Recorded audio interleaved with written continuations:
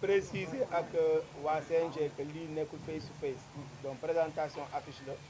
affiche boo xam ne entre Tapha Tine la ak Boy Niang 2 di nuyu ñëpp di nuyu la presse parce que li ñu gën a soxla mooy presse bi ñëw jël affiche bi parce que affiche bi dañu ko jël jagleel ko population yi jagleel ko amateur yi parce que c'est la demande sociale demande amateur yi la donc ñun ñii Leewtoo di ñëw si làmb ji nekkaat ci te lu ñu mën a def mooy tey par affiche bi nga xam ne amateur yi bëgg na ko ñu indi ko te lii bokk na si affiche yi ndax balaa ñu fiy jógee dañ joxe exclusivité beneen affiche boo xam ne xëy na amateur yi bëgg nañ ko ñoom ñëpp yàlla def na mu sotti tey donc loolu laa moom di nuyu Boy Niang di nuyu manager am di nuyu famille Boy Niang di nuyu waa am supporter Boy Niang yi di nuyu aussi Tapha Tine bi ak manager am ak famille am ak aussi supporter Tapha Tine di nuyu aussi suñu équipe Leewtoo bi nga xam ne ñoom depuis presque 1 an ñu ngi liggéey pour que incha allah bu ñu ñëwaatee ñu def affiche yoo xam ne Sénégal yi ko bëgg mais Pape du ma la bàyyi affiche bu doy waar bii muy combat jànq réew mi yëpp naan combat jànq du am nga indil lu doomu Pikine beeg doomu Bawol noo def ba tëgg combat bi Pape moo yem yëpp. waaw lamb ji foog naa ni def li ñu si defagum ni am nañ si expérience parce que am nañ si tolof yu bëri yoo xam ne dañ si génn analyser jàngat ko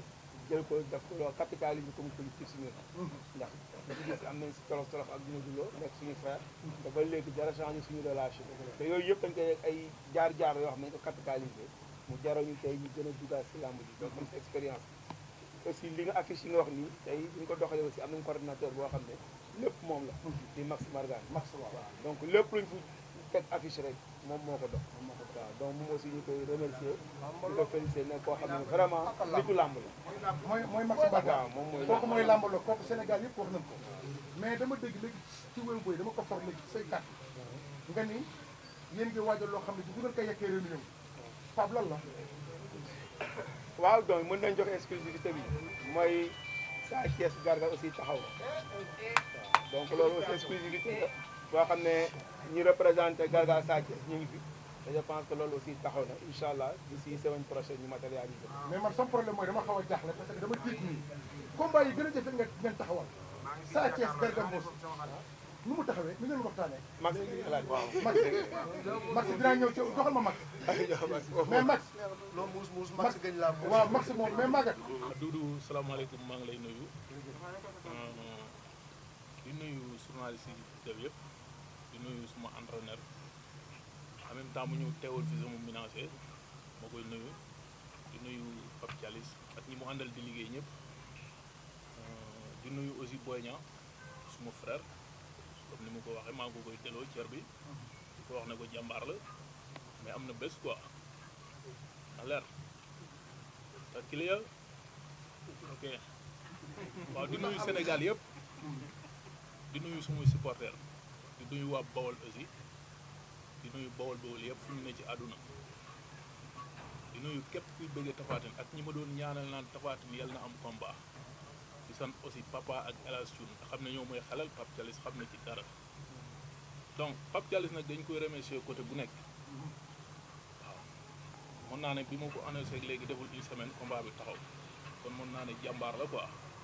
en même temps dégg naa dolli na Garga ak Sa Thiès yàlla na ci dolli yeneen i combat ñu ngi koy ñaanal lool parce que guerrier la dañ ko war a jàppale waaw loolu weesoo nag di sant yàlla bu baax a baax di sant su mooy waajur bu wér a wér a wér a wér di ñaan yàlla feebar bi yàlla na ko fi yàlla jël nu mu gën a gaawee bu activité yi xam nga kenn ku ne dellu ci sa ay activité daala parce que xam nga ñëpp jaaxle nañ quoi comme ni ñu koy waxee du noonu waaw mais Tapha waaw grand contre petit bi coow li bàyyi ku ne grand contre petit nga roccee ko jël sa morom yow nga jël gone Pikine bi lëmbee àdduna bi combat bi dur ci yow wala non man benn combat du risque ci man man mën naa ne ponk li ñuy wax ci làmb yëpp man maa leen daan xoolal bu baax li mu la wax loolu dafa leer cargo yi ni ci làmb ci yëpp man maa leen daan kon Boy Niang taxaw ci kanamu Tapha Tine wax dëgg yàlla du risque ci man vraiment champion la mbër la def na fi lu ne moo koy ñaanal wér bu bés ba man li ma jàpp laa jàpp de man xaw ma keneen lu mu jàpp su ma yoon newu ji keneen lu mu jàpp quoi mais man Tapha Tine li ma jàpp bu bëree ma daan ko bu xeexee ma daan ko man loolu laa jàpp quoi loolu nga jàpp leer na waaw. kàddu gu mujj suma frère la nag maa ngi koy sant di ko gërëm ci combat bi mu jël parce que wax dëgg yàlla comme ni ñu ko waxee taxawaloon combat Tapha Tine jafe na côté bu nekk vraiment seeti nañu fi ku nekk waaw ku dem bu ay contrat ñu ne la ñëwal jël xaalis xam nga combat bi yàqu ma toog di muñ xam nga toog di seere ñi ma war a xelal di ma xelal dalal dina ñëw ba tey bés ñëw na kon mën naa ne sant yàlla quoi bi booy ñaar nangoo break man ma koy remercier ci côté boobu voilà mu ngi noonu kon maa ngi jaajëfal Sénégal yi yëpp di ñaanal ñëpp jàmm di wax ne kontaan naa ci Pape Thialis aussi moom ñi muy liggéeyal ñëpp yal na leen yàlla gën a jàppale quoi di sant aussi presse bi di jéeglu ci tardement bi xam nga di jéeglu ñëpp daal ak ci jaajëf ba ci kanam waaw waaw na nga laaj bawol bawol yi lan mooy sàkkande wala kajoor kajoor yi voilà du leer na Boy Niang awma lu ma koy wax suma frère la lamb moo ñu boole ñu war a bëre di daje man nag damay ñaan yàlla na ma yàlla may ndam la ma doon wax laay wax rek li ma wax sànq laay wax man li ma jàpp bu bëree ñàkk bu xeexee ñàkk amul leneen na arbitre soufflé ak jàmm ak salaam rek loolu laay ñaan yàlla ma def na mu doon def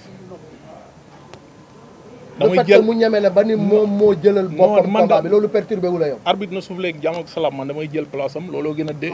force incha allahu rabi way bu arbitre soufflé damay jël place am incha allah Ndeye Coumba voilà bu Leewtoo production am na benn question boo bëgg a posé ayca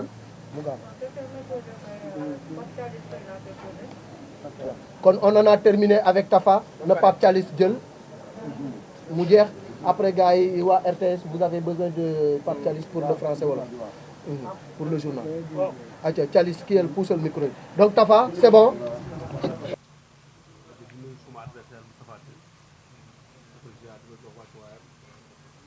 ñu Leewtoo production équipe bi yëpp en particulier li nga xam ne mooy DG muy Thialis ak Diaw leen ziar bu baax di nuyu sama ménage ak équipe bi àndal di nuyu sama papa yi nekk fii yëpp di leen ziar bu baax waaw Pape Thialis dafa ñëw waxtaan ak staff bi ñu amee habitude di koy def rek boo bëggee suñu combat dañuy wax ak staff bi et puis waxtaan bi yàggul parce que gars am na fu ñu taxaw mu set rek ñu yomb incha allah ñu wax ñu war a bëri ñu war a bëri moom léegi ñu jël mbër mi nga xam ne kenn ñemewul bëri moom kun ko jox nga delloo avance ni ko Malick Sand waxee léegi bëri Pikine ci jël ko lu tax nga jël combat bi waaw lu tax ma jël ko mais combat bi staff Boy Niang bëgg nañ combat mais Boy Niang moo gën a bëgg bëri yaa bëgg combat bi moo bëgg bëri parce que dafa xam ne Tapha champion la et puis ñun ay xale lañ ci làmb mënuñu def lu Tapha def ci làmb ay xale lañ te nekk ay xale dañu am yoon et puis dañu war a bàyyi ñu kon na suñu ay xale lañ defaguñ ci dara ci làmb li ñu def moo ëpp li ñu def donc ma gis ne Tapha champion la et puis bu may commencé ci làmb may fàttali bu nekk booy combat bu ma jëloon rek gars yi ñëw làmb ji naan tey laay jëlee ci làmb et puis man dama bëgg loolu quoi dafa bokk ci man da lay dundal waaw dama bëgg loolu waaw dama bëgg combat yoo xamante ni Tapha nit ñi bàyyi nañu fekk bàyyiwuñ ko jàpp naa ne buñ ko boolee Boy Niang combat bu neex lay doon dinañ bëre bëggee bëre dinañ xeex bëggee xeex incha allah li ma lay mujj laaj mooy Leewtoo production ñoom loo leen di wax xam nga waaw Leewtoo dama leen ziar rek di leen bëgg bu baax ci biir jotaay bi ni yaa ngi gis ñu annoncé beneen nouvelle wax ne am na beneen combat bu taxaw xam nga loolu defal làmb la làmb boobu boo ñëwee boo yokkul rek da ngaa wàññi te ñoom ñu ngi yokk quoi ñu leen di bëgg bu baax di leen ñaanal jàmm di wax combat yi teg yëpp suñu boom defal leen jàmm ngeen am ci réussite quoi bu parfait bu important incha allah ñu ngi ziar ñëpp nag di bëgg ñëpp waaw di wax Tapha di ko ziar di ko wax ni combat bu ñaax la maag moom parce que man dama jàpp ne ñor tab bi moo gën gësam ñor tab bi njool tàbb ñor waaw tab bi moo gën gësam waaw Tapha champion la man ak moom dafay ñaax amateur bi ko bëgg combat amateur la combat jànk la waaw bu jeexee rek jeex na incha allah jërëjëf ñu négocier waaye yow combat bi yaa ko bëggal sa bopp ñu bëgg nga dellu soit ci kàddu yooyu ak lu tax ñëpp tegge fi Tapha Tine nga ni yow nañ la ko jox yow capacoli waaw père maa ngi lay ziar di la bëgg bu baax nuyoo woon naa mais comme ku nekk yaa ngi sa site rek ma nuyu Sénégal nuyu monde entier nuyu ñëpp ñuy seetaan di di nuyu waa kër Cheikh na Cheikh Sadou Abi waa kër Cheikh Mohamed Fadal fi ma bokk di ziar ñëpp di nuyu waa Pikine di nuyu ñëpp waa Touba waa Daaru Rahman di nuyu ñëpp sama mbokk sama am di jàmm yi suma waa kër maam Cheikh Ndoumane maa ngi bëggee ñëpp di ziar ñëpp waaw comme ni ñuy wax rek combat bi Pape Thialis da ko démarché boo gisee taxawal ko yomb mooy waxtaan bi yàggul parce que ñun ay xale lañ ci làmb kat waaye xam naa ni moom xaw na xam suñu valeur ci làmb et puis lu ñu soxla jox nañu ko sant nañ yàlla bu baax comprendre nga ñu ñëw war a bëreeg Tapha Tine staff bi bëgg nañ Tapha Tine parce que Tapha champion la def na lépp ci làmb mais comme li ma la wax rek man maa bëgg a bëre ak Tapha Tine lu ko waral. parce que bu may commencé làmb dama daama di wax ne pour ma doon dara il faut que ma daan champion yëpp ci sama gëm-gëmu làmb bu ndaw dama jàpp ne pour ma doon dara ci làmb wala bu ñu tuddee làmb tudd sama tur donc foo ma daan champion yëpp loolu laa jàpp yombul nag liggéey lañu ay xare lañu waaye jàpp nañ champion yooyu Tapha ci la bokk wala ñu bëri ak moom suñu borom moo yor ndam di ko maye ñu ngi koy ñaan mu may ñu ko ci wàllu Cheikh na Cheikh Sadou.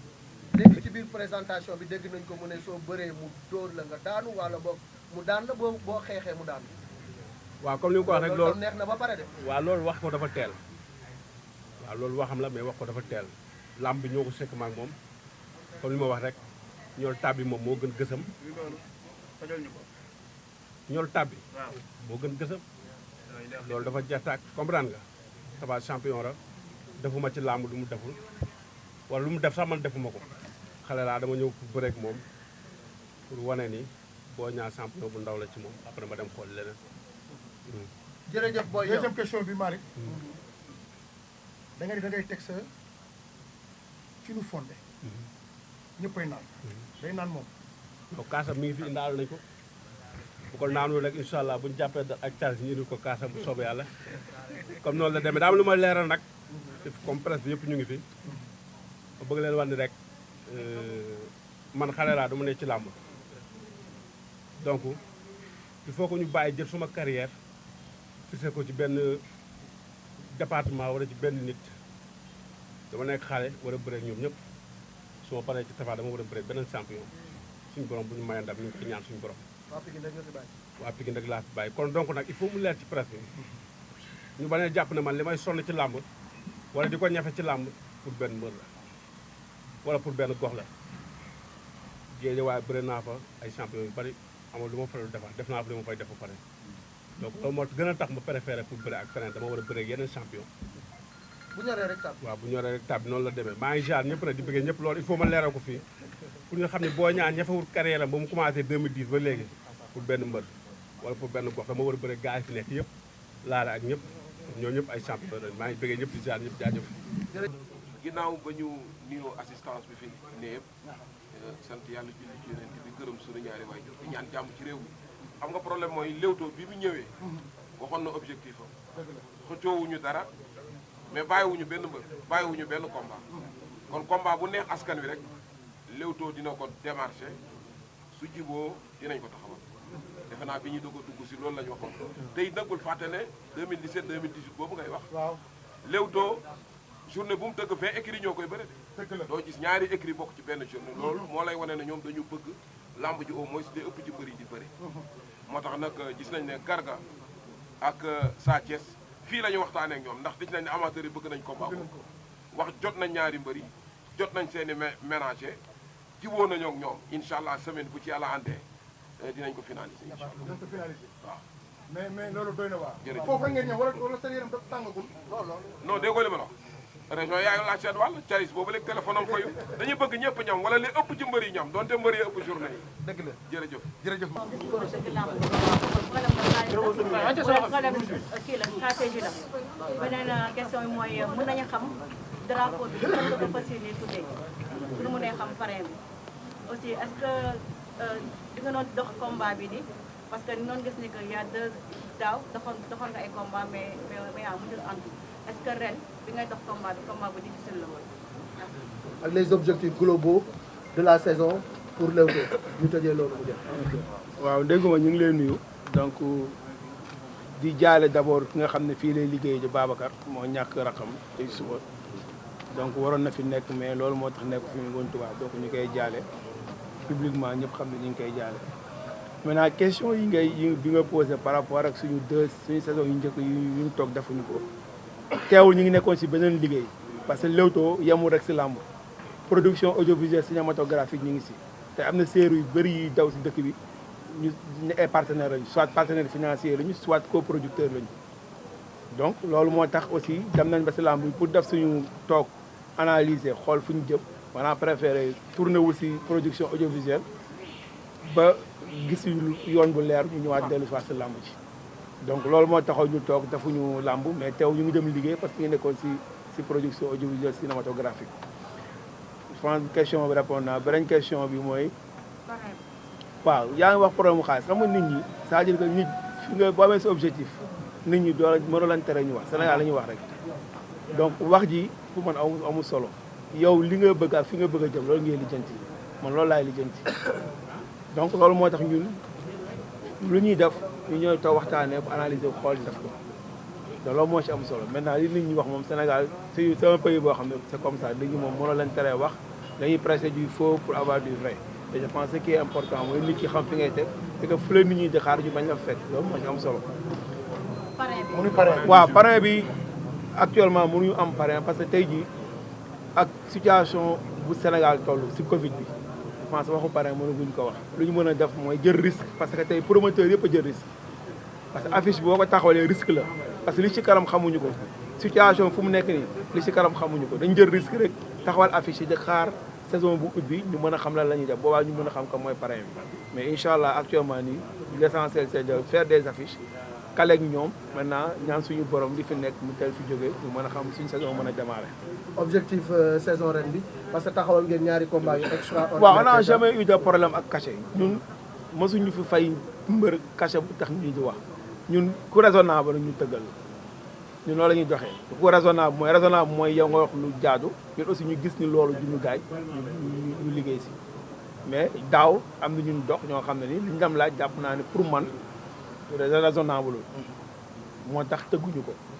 parce que bu ñu demee si benn mbër waxaan ñu wax ñu loo xam ne taxaw ci loolu taxaw ci te man aw ma jot dem si mbër si topp lu topp une fois deux fois laay waxee yow bu ma xamee ni li nga bëgg li ma bëgg mënu ànd dama lay bàyyi seet sa morom man c'est comme ça que je fais. ñaata journée ngeen fas yéene tëgg ren incha allah. bon ñu ngi si ay tournois ak yeneen yoo xam ñu ngi koy taxawal maintenant tournoi bi ñu ngi si démarché bés bu ñu amee mbëri ba mbëri d'accord parce que am na mbëri yoo xam ne peut-être problème d'égalité ak yeneen morom lañu mais bu ñu ko calee rek dina nekk tournoi te tournoi bi mine de rien c'est 9 combats y compris les 2 combats là ça te fait au moins 11 combats. merci.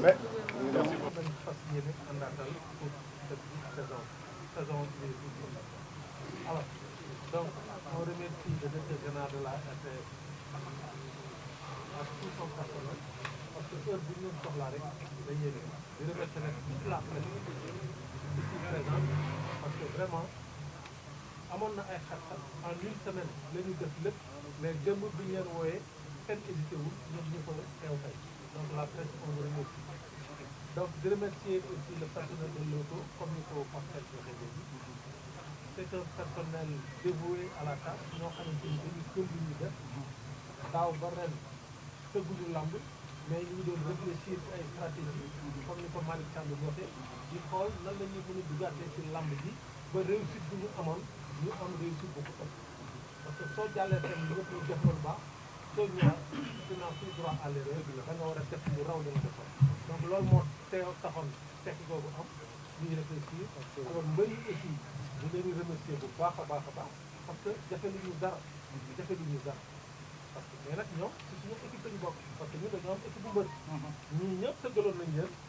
mooy ñoo xamante ni bi ñu wax ak ñoom xam nañu ñi ñooy ñoom ñun xam nañu ñooy ñoom ils sont comme on est tombé d'accord sans aucun problème alors